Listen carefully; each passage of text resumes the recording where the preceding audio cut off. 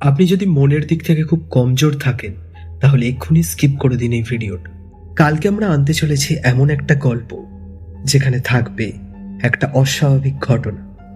ঘটনাটায় এমন একটা জিনিস হয় যেখানে একটি লোক স্টেশনে যায় ট্রেন ধরার জন্য।